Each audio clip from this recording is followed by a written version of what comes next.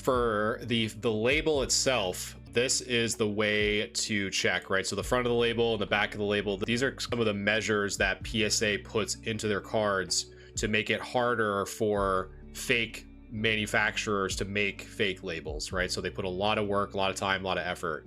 However, one of the things that was brought up to my attention, and after digging through, I was pulling up some articles from last year about this alleged Chinese collector going through this alleged scam. And so this card gets a PSA 10, and so the person will then break the card out and free the card that just got the PSA 10.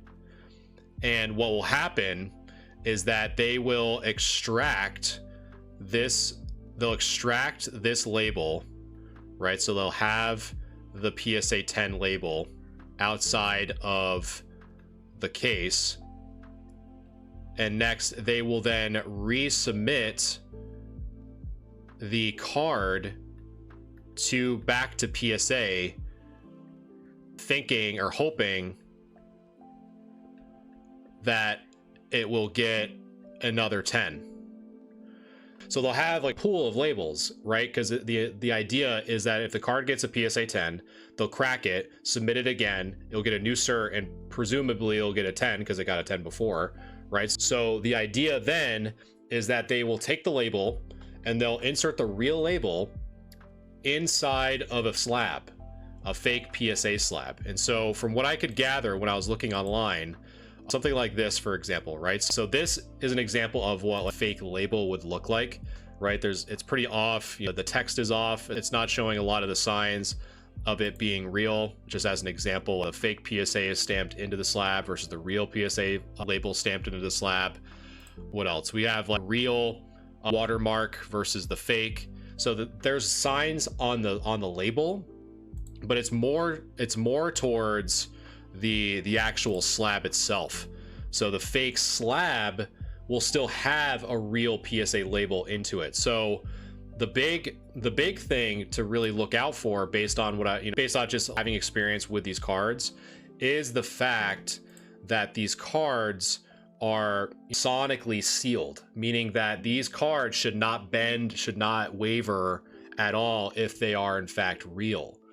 Whereas in the other ones, even if you use a lot of glue to kind of clamp the clamshell essentially together with the card, there's other tells. For example, if the label itself, so say for example up here, you might be off center within this kind of top window, or kind of poking through the bottom, so it's almost like an angle, so to speak. So stuff like that you really need to look out for when you see those slabs online. But it's just unfortunate because that technically could happen, right? You just crack, resubmit, crack, resubmit. And so that's what's kind of nice. But I've actually brought it up before in regards to what are some of the benefits of like AI grading, for example, right? So one of the things that I saw in this post, for example, right, is if you keep seeing these, they use this example for this Kingdra, for example, this PSA 10 Kingdra that kept getting cracked, resubmitted, get a 10. Cracked, resubmit, get a 10, to stockpile on these PSA 10 labels. And so the idea, right, is if you have something like AI that can kind of look for if this card has gone through the process already, it can flag to say, hey, this same card has been submitted like 5 times, right? So it will reduce the amount of resubmissions of the exact same card over and over and over and over again, right? Because that is a problem. People crack slabs all the time, not even trying to scam anyone. They'll just crack it. They think, oh, they should have gotten a higher grade. They'll crack it and then submit it, and they'll never tell PSA, hey, I got this PSA 9 Kingdra, I think it will do better, therefore I'm cracking it, so please remove my old cert because it doesn't exist anymore because I cracked it open, right? No one does that. So you kind of have this artificially inflated op report as well, right? There's 100 nines of this PSA 9 Kingdra, but 50 of them have been cracked open. It still says 100, but 50 of them are no longer sonically sealed inside of a legitimate case. So that's kind of the gist of it. Guacamole Gangster, thanks so much for the follow. I appreciate you and liking the live. So that's kind of where I'm at.